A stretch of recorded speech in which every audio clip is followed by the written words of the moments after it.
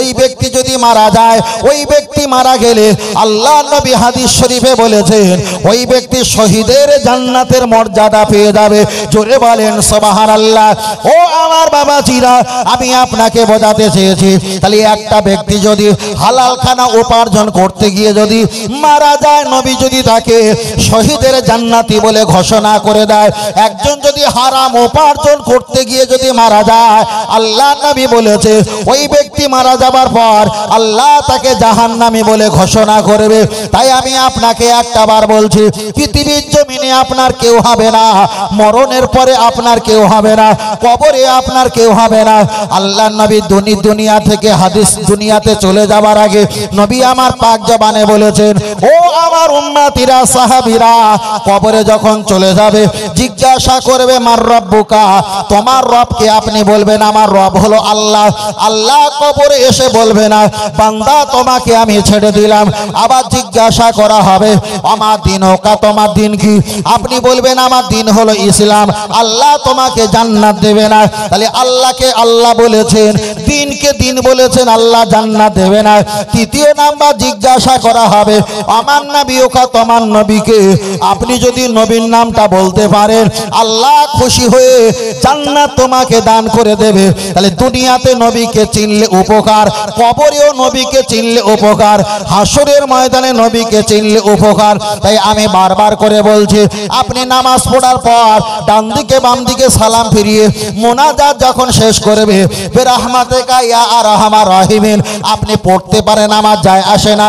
আলহামদুলিল্লাহি রাব্বিল আলামিন বলে মোনাজাত শেষ করতে পারেন, আমার যায় আসে না। কিন্তু আপনি যদি লা ইলাহা ইল্লাল্লাহ মুহাম্মাদুর রাসূলুল্লাহ যদি একটা বার বলেন, আমার নবীর নাম আসবে, আল্লাহর নাম আসবে। তাই বারবার একটাই কথা বলি, আল্লাহ যেখানে সেখানে রহমত নয়, আমার নবী যেখানে আমার আল্লাহ রহমত সেখানে। তার প্রমাণ হলো নবী আদম আলাইহিস সালাম আল্লাহর কাছে কেঁদেছিল 350 বছর। বসিরাত আল্লামা হুজুর বলেছে 360 বছর ধরে কেঁদেছিল। আল্লাহ তার প্রতি রহমত বরকত দিল না। যেই নবী কান্দে, যেই আমার আপনার নবীর নাম নিয়ে আল্লাহ দরবারে কেঁদেছেন, আমার আল্লাহ কান্না বন্ধ করে দিয়েছে। তাহলে এখানে প্রমাণ হয়ে গেল আমার নবী যেখানে আমার আল্লাহ রহমত সেখানে। তাই ফুরফুরা শরীফে মুজাদ্দিদ জামা দাদা পীর রহমাতুল্লাহ বসিরাত আল্লামা রুহুল আমিন রহমাতুল্লাহ আলাইহি আমাদের যে শিক্ষা দিয়েছে, আল্লাহর ইবাদত, নবীর মোহাব্বত, কোরআন তেলাওয়াত, মা বাপের খেদমত, মাজার জিয়ারাত, একটাই দল কোরআন হাদিসের অনুকূলে জান্নাত। ওই দলটার নাম হলো আহলে সুন্নাত আল জামাত। আর একটু জোরে হবে না? আর একটু জোরে বলে। তবে ফের বলছি, নবীকে বললে হবে না। মোনাজাত করেন, বেরহমাতিকা পড়েন, সমস্যা নেই। মোনাজাত করেন, আলহামদুলিল্লাহ বলেন, সমস্যা নেই। মোনাজাত করেন, লা ইলাহা ইল্লাল্লাহু মুহাম্মাদুর। কিন্তু সমাজে এইটা নিয়ে সমস্যা তো বেশি, অনেকে করে অনেকে করে না। ফের বলছি বাবা, বসিরাট আল্লামা রহমাতুল্লাহ আলাইহি আপনারা শুনেছেন, দাদা হুজুর পীরকেলা রহমাতুল্লাহ আলাইহি, দাদা হুজুরের কথা ছেড়ে দিলাম। বসিরাট হুজুর কোন রাস্তা দিয়ে যদি যেতেন আর বহু বছরের পুরনো কবর যদি ওই মাটির তলা থাকতেন, হুজুর দেখতে পেতেন না? পেতেন না বাবু? এই দেখতে পাওয়াটা সহজ না কঠিন? কঠিন, কিন্তু আমি বলছি সহজ।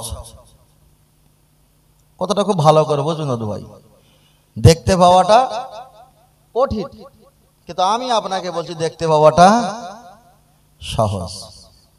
এবার বলেন হুজুর দেখতে পাওয়াটা কি খুবই সহজ? খুবই সহজ বাবা। কোনো কারখানায় যখন কোনো মাল প্রোডাক্ট যখন বার হয়, তখন আমরা বললাম দেখো তো কি ডিজাইন করে তৈরি করেছে, কত কষ্ট, আর এর দাম এত, মনে হচ্ছে বিরাট লাভ থাকে না? বলি না? বলি না? বলি না? কিন্তু ডাইরেক্ট কারখানায় গিয়ে তুমি কিছুদিন কাজ করে দেখো যে এত কষ্ট নয়, সিস্টেম করা আছে, সিস্টেমে টিপলে 5টা সিস্টেম একসঙ্গে কাজ হবে, অল্প সময়ে একটা সামানপত্র, একটা প্রোডাক্ট বার হয়ে চলে আসবে। কথাটা ঠিক না বেঠিক? ঠিক তো? সিস্টেম আমরা সিস্টেমটা জানি না বলে তাই আমরা বলছি বিরাট কঠিন। কঠিন ঠিকই, কিন্তু সহজ আছে। আমি আপনার কাছে ছোট করে বলছি। আগে একটা কথা বলেছিলাম যে আমরা পীর ওলির হাতে হাত দিয়ে অনেকে বলি আমরা মুরিদ, কিন্তু আমরা আদৌ মুরিদ? কথাটা সত্য ছিল, সত্য। আচ্ছা, আমার কথা আপনারা কষ্ট পাচ্ছেন নাকি? কষ্ট পান না তো? যাক, আমার পরের কেউ নেই, যা বলে এই পর্যন্ত আলহামদুলিল্লাহ। তবে আমি প্রথম থেকে এই পর্যন্ত অসামাজিক কোনো কথা বলিস বাবু? বলিনি, আলহামদুলিল্লাহ। আগে চলে যাবে। আপনি যদি কোনো পীর ওলির হাতের হাত দেন, আপনাকে সবক দেবে প্রথমে তওবা শরীফ। মানে দাদা পীর রহমাতুল্লাহ আলাইহির তরিকা হলো বশিরার আল্লামা হুজুর তরিকা হলো চিস্তিয়া তরিকা। কি তরিকা? চিস্তিয়া। মানে খাজা মাইনুদ্দিন চিস্তি রহমাতুল্লাহ আলাইহি, ইনি চিস্তিয়া তরিকার আমির। আমি আপনাকে বলছি এই কথাটা শিখে রাখেন। তবে আল্লাহর দিকে তাকিয়ে বলছি, আপনার লাইফে, আপনার এই এত বছর বয়সে কোনো পীর সাহেব হুজুর বড় বড় আল্লাহর ওলি যারা পরিচয় দিচ্ছে, এমন করে আপনাকে বুঝাইনি বলিনি। আমি আপনাকে বলছি, মাইকে কথা বলছি, দায়িত্ব নেই, কেউ বলিনি, আমি আপনাকে বলছি। আপনি যখন চিস্তিয়া তরিকা যখন তরিকা নেবেন, আপনাকে সবক দেবে তওবা শরীফ। আপনি তওবা শরীফ পালন করে নামাজ পড়বেন না তওবা পড়বেন প্রতি নামাজে 100 বার করে, প্রতি ওয়াক্তে। তাহলে আপনি প্রতিদিন 100 বার করে হলে 5 ওয়াক্তে 500 বার হচ্ছে তো, 500 বার করে তওবা শরীফ যখন করবেন, 3 মাস 4 মাস যখন হয়ে যাবে, তওবা শরীফের রিয়াকশানে আপনার বদমাইশি কাজ কমে যাবে। সুবহানাল্লাহ। তাহলে বদমাইশি কাজ কমে যাবে। পীর সাহেব জানে যে তওবা শরীফ যাওয়া দরকার, ওই জন্য তওবা শরীফটা দিয়েছে যাতে বদমাইশি কাজটা কম হয়। নামাজ পড়বে আর বাঁদরামও করবে, ও নামাজ হবে না। ওই জন্য তওবা দিয়েছে, তওবাটা বেশি বড়। আর ওই শর্ট ভিডিও দেখা, ফেসবুক ঘাঁটা আর পরের সমালোচনা করাটা বন্ধ হবে, ওই জন্য তওবা শরীফটা আগে দেয়। তওবা শরীফ দিয়েছে। 3-4 মাস যখন হয়ে গেছে, তখন পীর সাহেবের কাছে দেখা করতে গেছো। পীর সাহেব বলেছে, খোকা কতদিন আগে মুরিদ হয়েছিল? হুজুর 4-5 মাস হয়ে গেছে। কি করছো এখন? হুজুরের তওবা শরীফ পড়ছি। আচ্ছা ঠিক আছে, মাগরিবের পরে এবার জিকির করবে। মাগরিবের পরে আপনাকে জিকির দিলে, আপনি মাগরিবের পরে জিকির করছেন 100 বার করে, জলি জিকির। নিয়তটা থাকে, আমি বলছি না নিয়ত বলে সময় নষ্ট করছি না, নিয়ত হলো জিকিরটা জলি জিকির করলো। মাগরিবের পরে জিকির, এশার পরে একটা জিকির। মাগরিবের পরে জিকির হবে কি লা ইলাহা, লা ইলাহা। ওই সিস্টেমটাকে বলেছিলাম, ওই সিস্টেমে নাভির তলাধি ঘটবে কাঁধ, কাঁধের থেকে নিয়ে চিন্তা করতে হবে এখানে, এখান থেকে নিয়ে এখানে, মানে লা ইলাহা ইল্লাল্লাহ, লা ইলাহা ইল্লাল্লাহ। যে মাথা হালকা ঘোরাচ্ছেন আর এদিক দিয়ে যাবে। কিন্তু আমাদের সমাজে যে জিকিরগুলো হচ্ছে, যে জিকিরগুলো হচ্ছে, এই জিকিরগুলো শুধু মাল কামানোর জিকির। কি জিকির? মাল কামানোর জিকির। আমার মুখের ভাষা তো খুব খারাপ না, একেবারে আলহামদুলিল্লাহ ভালো। তবে আমি একটু ঘোর তত্ত্ব বলছি, ভালো করে শোনেন। তাই লা ইলাহা ইল্লাল্লাহ, আমরা বলি না লা ইলাহা ইল্লাল্লাহ, লা ইলাহা ইল্লাল্লাহ, এরকম বলি না? দাও মিথ্যে কথা, এভাবে জিকির না হবে। কি ইল্লাল্লাহ, ইল্লাল্লাহ টানতে হবে, আর ইল্লাল্লাহ বলে ছাড়তে হবে। কোথায় আছে? দাদা হুজুর পীর কেবলা যেভাবে জিকির করেছে, মুরিদদের যেভাবে জিকির শিখিয়েছে, ওই বইতে লেখা আছে জিকির করার। কথাটা বুঝতে পেরেছেন? আর যারা বলে লা ইলাহা ইল্লাল্লাহ, এরা কি ওই বই পড়েছে? ওই বই পড়েছে? দাদা হুজুরের সঙ্গে সম্পর্ক আছে? নেই, এটা নিজের বানানো। চলেন, আপনি জিকির করলেন, জিকির হয়ে গেলে 100 বার। এবার মাগরিবের পরে কোন ওয়াক্ত আসে? এশার ওয়াক্ত। এশার ওয়াক্তে আপনি দুরূদ শরীফ পাঠ করবেন। আপনার নিয়তটাকে বলছি, আমি আমার কলব দিকে মতওয়াজ্জা আছি, আমার কলব জনাব পীর সাহেব দাদা পীর সাহেব কেবলার কলব দিকে মতওয়াজ্জা আছি। দাদা পীর সাহেবের কেবলার কলব হইতে চিস্তিয়া তরিকা নফি ইসবাতের ফয়েজ আল্লাহ পাকের আরশে আজিম হইতে আমার কলবে আসুক। আমার কলব নবী পাকের নামে এই দুরূদ শরীফ পড়ুক। আল্লাহুম্মা সাল্লি আলা সাইয়্যিদিনা মুহাম্মদ সাইয়্যিদুল মুরসালিন ওয়া আলা মুহি সুন্নতি শাইখে মাইনুদ্দিন চিশতি ইমামত তরিকাতুল আউলিয়াইল কামিলিন। আপনি এই জিকিরটা করবেন কখন? এটা ফজরে করতে হবে, এটা ফজরে। আর এশার জিকির, এশার দুরূদ শরীফ হবে কি আল্লাহুম্মা সাল্লি আলা সাইয়্যিদিনা মুহাম্মাদিন আন-নাবিয়্যিল উম্মি ওয়া আলিহি ওয়া সাল্লিম। তাহলে মাগরিবের হলো জিকির, এশায় হলো দুরূদ শরীফ, আর ফজরে হলো দুরূদ শরীফ। 3টে অপশন। জিকিরে কোন ওয়াক্তে খাটনি? 3টে ওয়াক্তে খাটনি, আর 2টো ওয়াক্ত ফাঁকি মারো, কোনো সমস্যা নেই। আপনি যদি এইভাবে জিকির করেন, জিকির করতে করতে করতে করতে আমার নবীর সঙ্গে দিদার নসিব হয়ে যাবে। সুবহানাল্লাহ। আর আগে বলেছিলেন দাদু ভাই কঠিন কঠিন বলছিলেন না, আমি ব্যাখ্যা করছি, আর কঠিনকে সহজ বুঝতে পারবে। কারখানা ঢুকেছি আমরা, সহজ বুঝতে পারবে। নবীর সঙ্গে দিদার হবে। নবীর সঙ্গে দিদার 3 বার 4 বার 5 বার অনেকবার হয়ে যাবে। এতে কিন্তু আপনার পৃষ্ঠার উল্টানো যাবে না, পৃষ্ঠার উল্টাবে হবে কখন? যখন যে তরিকা আপনি মশ করছেন খাজা মঈনুদ্দিন চিশতি রহমাতুল্লাহ আলাইহি চিশতিয়া তরিকা, ওনার সঙ্গে আপনার দিদার হবে। ওনার সঙ্গে দিদার যখন হবে তখন দেখবেন আনার সাগরের পাশে হোক আর যেখানে হোক আপনাকে ডেকে নিয়ে বসাবে, আপনাকে এরকম লিখে দেবে। কোনো পীর ওলি যদি আপনাকে দেখে তিনিও কাশফ হালাতে লেখাটা দেখে বলবে ছেলেটা ভণ্ড নয়, ছেলেটা একদম তরিকা মশ আল্লাহর ওলি। কথা বোঝাতে পেরেছি? বাঁদরামো না। তাহলে কোন পীর ওলির সঙ্গে যখন দেখা হবে তখন খাজা হুজুর এইভাবে লিখে দেবে। একবার দেখেছেন একটা লতিফা হয়েছে, এমন করে 10 বার দেখতে হবে। 10 বার দেখলে তারপরে একটা তরিকা, এটা ছিল লতিফা। 10 বার দেখলে 10 লতিফা, 10 লতিফা মিলে হয় একটা তরিকা। এ কথা শুনেছেন কোন সময়? শোনেননি? একটা তরিকা হয়ে গেছেন। এবার দ্বিতীয় তরিকা কি? মুজাদ্দেদ আল ফিসানি রহমাতুল্লাহ কিংবা বাহাউদ্দিন নকশবন্দ রহমাতুল্লাহ আলাইহি এই নকশবন্দের তরিকা চলে যাবেন। তানাকেও 10 বার দেখার পর একটা তরিকা। তাহলে মুজাদ্দেদ আল বাহাউদ্দিন নকশবন্দ রহমাতুল্লাহ আলাইহির তরিকা যদি আপনার মস্ক হয়ে যায়, কবরের কাছে যাবেন আসসালামু আলাইকুম ইয়া আহলাল কবর বলার আগে কবরে হাল দেখতে পাবেন। জোরে বলেন, আর একটু জোরে বলেন, আরে আর একটু জোরে বলেন না।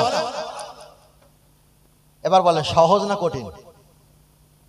দাদু ভাই সহজ তো। তাহলে আমাদেরকে কেউ বোঝায় না বলে আমরা ভেবেছিলাম বিরাট কঠিন, কিন্তু আমাদেরকে কেউ যদি বুঝিয়ে দিত আমরা বলতাম না যে এত কঠিন। কথা বুঝতে পেরেছেন? তাহলে বাহাউদ্দিন নকশবন্দ রহমাতুল্লাহ আলাইহি যখন দিদার হয়ে যাবে তখন আপনার কাশফ খুলে যাবে, তখন কবরে হাল দেখতে পাবে। চোখ বুঝি আপনার বাড়ির স্ত্রী কি করছে আমি দেখতে পাবে। মেজলা হুজুর পীর কেবলা বসে আছেন, মুরিদ এসে জিজ্ঞেস করছে হুজুর আজকে চাঁদ দেখা গেছে, সবাই বলছে তাহলে আমরা কি কালকের ঈদ পড়বো? মেজলা হুজুর পীর কেবলা চোখটা বন্ধ করে বলেছিলে কে তোমাকে বলেছে চাঁদ দেখা গেছে? 7 তবক আসমান আর জমিন ঘুরে ঘুরে কোথাও চাঁদ খুঁজে পেলাম না। জোরে বলেন, কথা বোঝেননি? তাম পৃথিবী যত চওড়া আর যত দীর্ঘ মাইল বর্গ, আপনি যদি এমন তরিকা যদি মশ করতে পারেন, হাক্কানি পীর ওলির হাতে হাত দিয়ে যদি সবক পালন করতে পারেন, আল্লাহ চাইলে টোটাল পৃথিবী যত বড়, অত বড় পৃথিবীটা একটা পানের বাটার থালা যত বড় পরিমাণ ছোট, এত বড় পরিমাণ করে আল্লাহ সামনে হাজির করিয়ে দেবেন। আর একটু জোরে বলেন। শুধু আমাদেরকে ধোকার বোকা বানিয়ে রেখেছে, বলে না, বোঝায় না। আপনি ফের বলছি, কেউ আপনাকে বলবেন আমি অমুক হুজুর, আর আপনি বিশ্বাস করে নেবেন। এই বিশ্বাস করার আগে যদি আপনার এ বিষয়ে জানকারি থাকে তাহলে তো বাদবে টক করে। ঠিক না বেঠিক? বাবা খুব সহজ না, খুব সহজ না। কিন্তু আমরা পূর্বের বিশ্বাসকে ছেড়ে দিয়ে আমরা মুসিবতে পড়েছি। চলেন আমি আপনাকে বোঝাতে চেয়েছি, বলতে বলতে অনেকটা লম্বা করে ফেললাম। ও বাবাজিরা, আপনি যখন রাস্তা দিয়ে চলবেন, রাস্তা দিয়ে চায়ের দোকানে কিংবা বাজার করতে কিংবা ব্যবসা বাণিজ্য কিংবা দোকান কলকারখানায় কিংবা কোনো কাজে কিংবা মসজিদে যাওয়া আসা আপনি রাস্তা দিয়ে করবেন, কেউ যদি আপনার সঙ্গে সালাম দেয় আপনি তার সালামের জবাব দেবেন। আপনার সঙ্গে যদি গল্প করতে যায় আপনি এক কথা বলবেন, বাবা হয় তুমি আমার আগে দাও আর না হলে তুমি আমার পিছনে পিছনে এসো। তার কারণ আমি যখন রাস্তা দিয়ে হাঁটবো আমার জবানটা বন্ধ থাকবে, আর জবানটা দুটো ঠোঁট এক জায়গায় লেগে থাকবে, আর ওই জবানের ভিতরে আমার ঠোঁট আছে, ওই ঠোঁটটা বারবার ঘুরে ঘুরে ঘুরে ঘুরে লা ইলাহা ইল্লাল্লাহ, লা ইলাহা ইল্লাল্লাহ, লা ইলাহা ইল্লাল্লাহ আমার অন্তর আমার জবান জিকির করতে থাকবে। আপনি যদি রাস্তা দিয়ে যাও, কাজ করবে, ব্যবসা বাণিজ্য, কোনো ব্যক্তির সঙ্গে যদি আপনি মোলাকাত হয়ে যায়, তিনি তো গল্প বলবে, তিনি তো জিকির করবে না, ওই গল্পটা হবে পরসমালোচনা, কখনো ভালো কখনো খারাপ।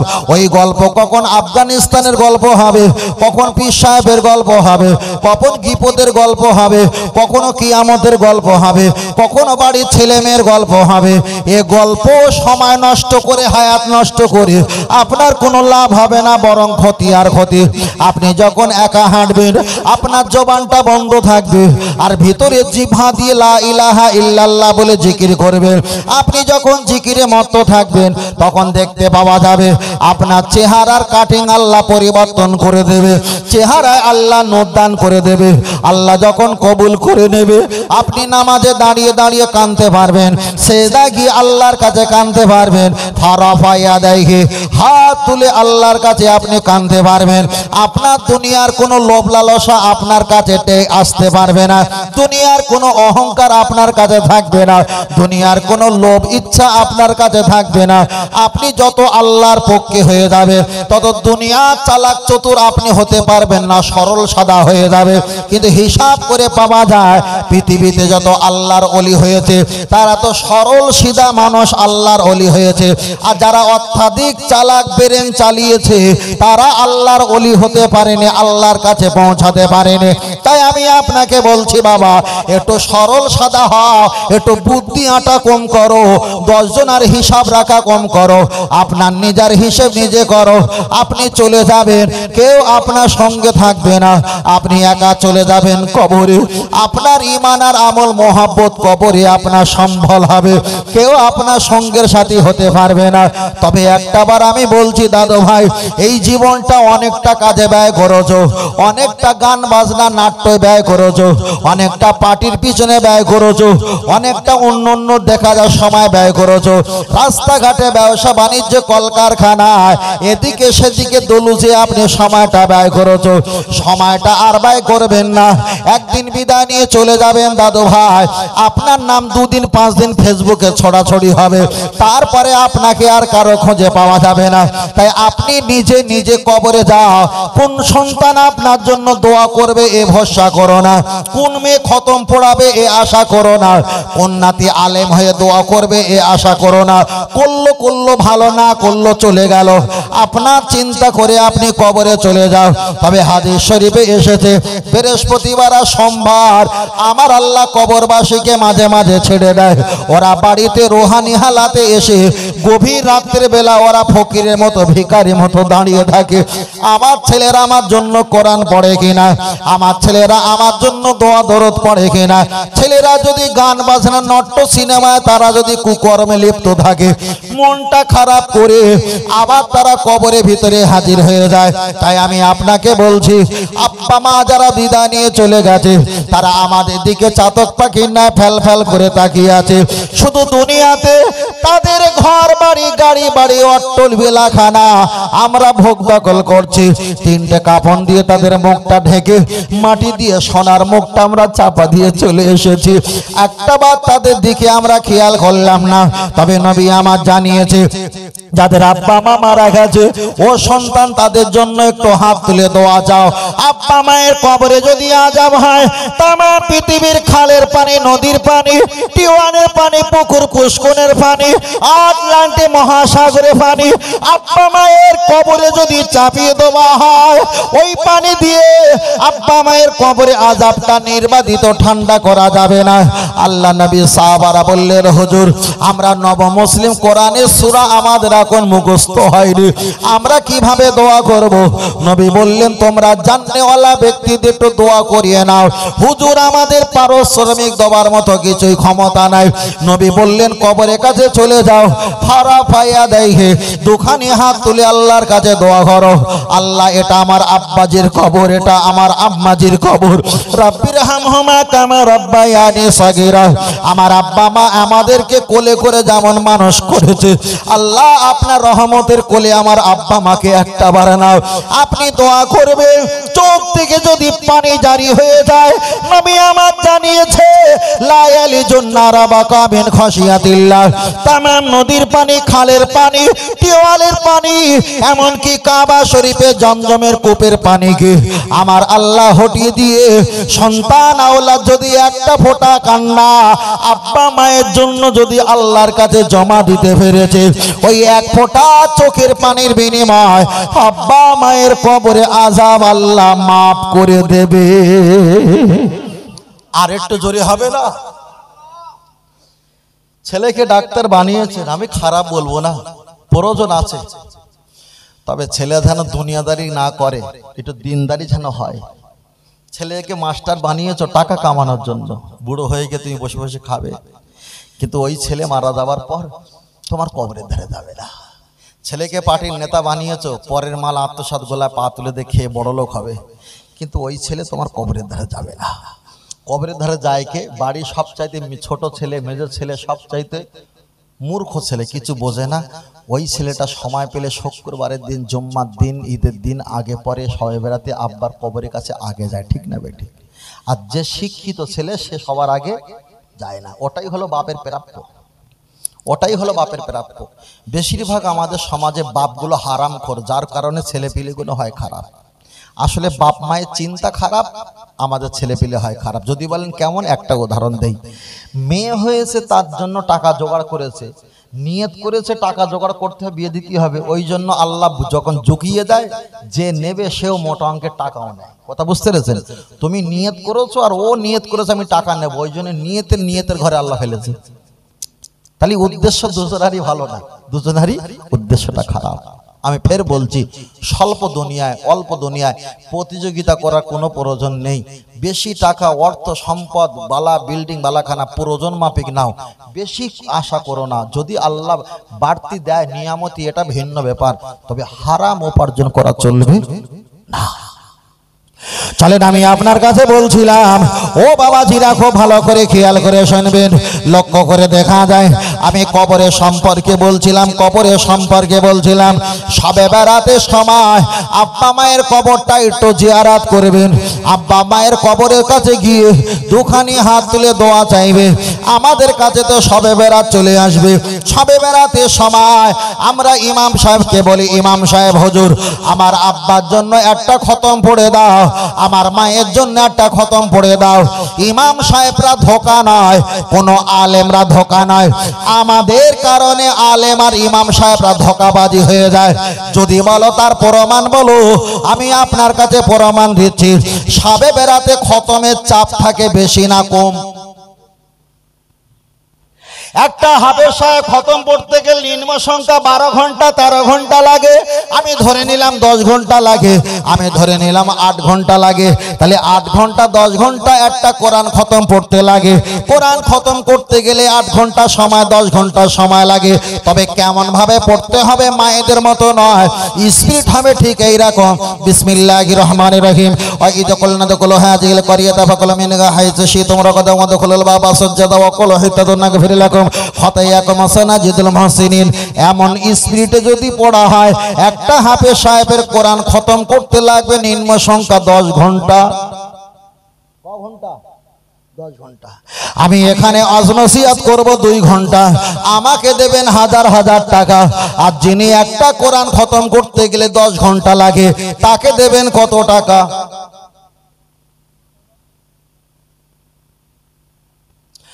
আগের কথা খেয়াল আছে? কোন আলেম ওলামা ইমাম সাহেব ধোঁকাবাজ নয়। ধোঁকাবাজ আমরা, তাদেরকে ধোঁকাবাজ বানিয়েছি। তাহলে 2 ঘন্টা ওয়াজ করলে আমাকে যদি হাজার হাজার আপনারা টাকা দেন, তাহলে 8 ঘন্টা তো কোরআন পড়তে সময় লাগে খতম দিতে। তাকে যদি 200 টাকা দেওয়া হয়, আপনি যদি তার জায়গায় থাকতেন, কোরআন কি খতম দিতেন? তাই বলা হয় ভাই ভাবি চিন্তা করো না, খালা চিন্তা করো না, বড় চাচি চিন্তা করো না। চাচার নামে 3টে খতম পড়া হয়েছে। সবে বেরাতের দিন আমি গিয়ে যাব, ছেলেদেরকে খবর দিয়ে কবর জিয়ারত করব। কেন? দোয়া করব তো ইমাম সাহেব। ইমাম সাহেব থাকলে আমাকে ভুল নেবেন না, কেন এর ভিতরে তো আমিও পড়ছি। তাহলে আগিয়ে চলে যাওয়া যাক। একটা খতম পড়তে গেলে যদি 8 ঘন্টা 10 ঘন্টা লাগে, 3টে খতম পড়েছে, দেবে কত? 600 টাকা। 600 টাকা যদি হয়, 500 টাকার নোট দিয়ে বলবে সামনের বুধবারে হাটবারের দিন দেবো।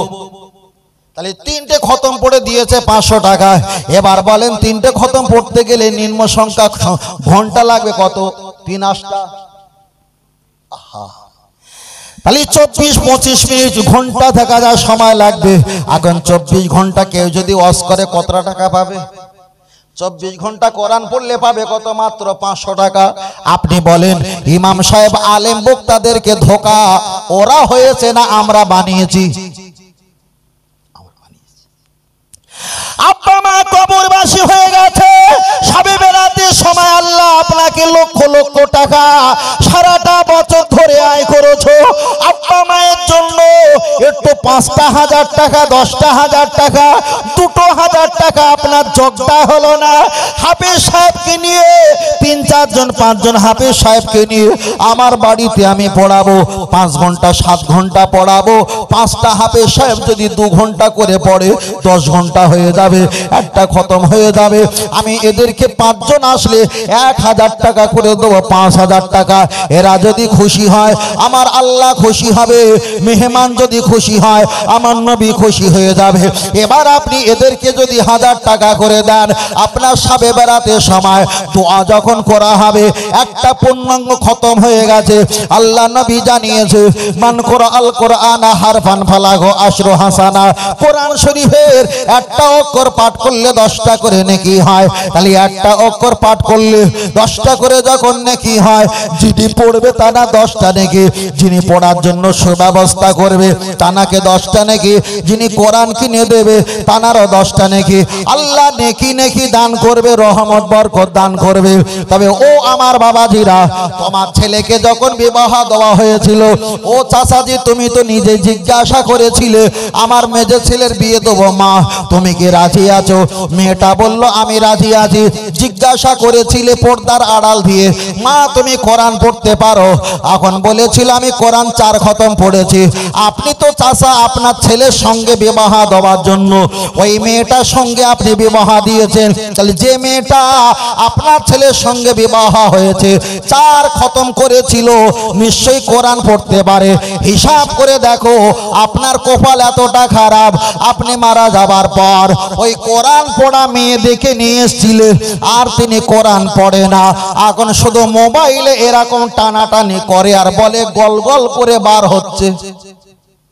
ঠিক না বেঠিক? তাহলে কোরআন পড়া মেয়ে আপনি বিবাহ দিয়েছেন। এখন কোরআন পড়া মেয়ে বাড়ি এসে দেখলো আমার ননদ জীবনে কোরআন পড়ে না, আমার শাশুড়ি জীবনে মাথায় কাপড় দেয় না, আমার দেওর জীবনে নামাজ পড়ে না, আমার শ্বশুর কখনো পড়ে কখনো পড়ে না, তবে আমার আব্বা আসলে আমার শ্বশুর নামাজ পড়ে, আব্বা চলে গেলে আমার শ্বশুর নামাজ পড়ে। এরকম ধোঁকাবাজ আছে। আবার যখন শ্বশুর আসে তখন শ্বশুরকে শুনিয়ে বলে আমার বেয়ে এসছে, বৌমা টুপিটা দাও। বৌমা পাখির মতো চারিদিকে খোঁজে, টুপি খুঁজে পায় না। কেন? এ চাষার তো ব্যবসা হলো মাত্র বছরে 2 দিন। এবার আমি আপনাকে বলছি, ইমাম আজম আবু হানিফা রাহমাতুল্লাহ আলাইহি তিনি এক জায়গায় বলেছেন, যারা বছরে 2 রাকাত করে 4 রাকাত নামাজ পড়ে, মানে ঈদুল ফিতরের 2 রাকাত নামাজ, কুরবানির নামাজ 2 রাকাত করে 4 রাকাত নামাজ পড়ে, আর যারা মোটে নামাজ পড়ে না, যারা বেনামাজি, এর বিনা জানাজা এদেরকে দাফন দিয়ে দাও। আবার সব ছাত্ররা জিজ্ঞাসা করলেন, ও ইমামে আজম আবু হানিফা রাহমাতুল্লাহ আলাইহি ইনি নামাজ পড়ে না, ঠিক আছে বেনামাজি, কিন্তু বিনা জানাজায় এনাকে দাফন কেন দেওয়া হবে? তখন ইমাম আজম রাহমাতুল্লাহ বলেছিল, তাহলে জানাজা পড়ো, জানাজা পড়ো। হুজুর আপনি পড়াও। ইমাম আজম বলেছিল আমি পড়াবো না। হুজুর তাহলে কে পড়াবে? এলাকায় সবচাইতে বড় সুদখোর, এলাকায় সবচাইতে বড় বেনামাজি, চিটিং বা ধোঁকাবাজ, ওই ব্যক্তিকে ইমামতি জায়গা দাঁড় করিয়ে দাও। ছেলেরা জিজ্ঞাসা করলো, হুজুর সবচাইতে বড় চিটিংবাজি, সুদখোর, বেনামাজি, এই ব্যক্তির জানাজা নামাজ কি করে পড়াবে? বড় পীর সাহেব তার জবাব দিয়ে বলেছিলেন, যিনি নামাজ পড়ে না, বেনামাজি হয়ে মারা গেছে, ওনার তো ইমাম প্রাপ্য, এইরকম ইমাম দিয়ে জানাজা পড়ানো দরকার। ও বাবাজিরা, আমি বোঝাতে চেয়েছি, আল্লাহ নবী হাদিস শরীফে বলেছেন, কেউ যদি ইচ্ছাকৃত নামাজ ছেড়ে দেয় 2,88,000 বছর, আবার কেউ কম বলেছেন, আবার কেউ বেশি বলেছেন, এত বছর আপনাকে জাহান্নামে থাকতে হবে। ও আমার দাদু ভাই, নানু ভাই, আমার চাচাজির একটাবার খেয়াল করে দেখবেন, লক্ষ্য করে দেখা যায় আপনার উজু নেই, আপনি ওয়াজ করতে পারেন, আপনার উজু নেই, আপনি ওয়াজ শুনতে পারেন, আপনার উজু নেই, আপনি আজান দিতে পারেন। তবে এই না যে বিনা উজুতে ওয়াজ করতে হয়, আজান দিতে হয়, এটা আমি বলছি না। আপনার উজু নেই, ওয়াজ করতে পারেন, আপনার উজু নেই, ওয়াজ শুনতে পারেন, আপনার উজু নেই, আজান দিতে পারেন, আপনার উজু নেই, দাঁড়িয়ে কিয়াম পড়তে পারেন, আপনার উজু নাই, আপনি লা ইলাহা ইল্লাল্লাহ জিকির করতে পারেন, আপনার উজু নেই, ছাগল বকরি দম্মা মহিষ জবাই করতে পারেন, আপনার ওজনে কবর জিয়ারত করতে পারেন, আপনার ওজনে ঝাড়ফুঁক করতে পারেন, আপনার ওজনে দোয়া খায়ের মোনাজাত করতে পারেন, আপনার ওজনেই ইফতার খেতে পারেন, আপনার ওজনেই সেহরি খেতে পারো। আপনার উজু যদি না থাকে ছাগল বকরি দম্মা মহিষ জবাই করতে পারো। উজু যদি না থাকে কোরআন শরীফে হাত দিও না। কোরআন শরীফ যদি মুখস্থ থাকে বিনা উজুতে মুখস্থ কোরআন তেলাওয়াত করতে পারো। কিন্তু হানাফি মাযহাবের মাসলা হলো উজু আছে থাকার পরেও যদি একটু সন্দেহ হয়, সন্দেহযুক্ত উজু নিয়ে নামাজ পড়া যাবে না, আপনাকে পুরোনায় উজু করে নামাজ পড়তে হবে। তাহলে এখানে প্রমাণ হয়ে গেল 90% বিনা উজুতে ইবাদত করা যেতে পারে।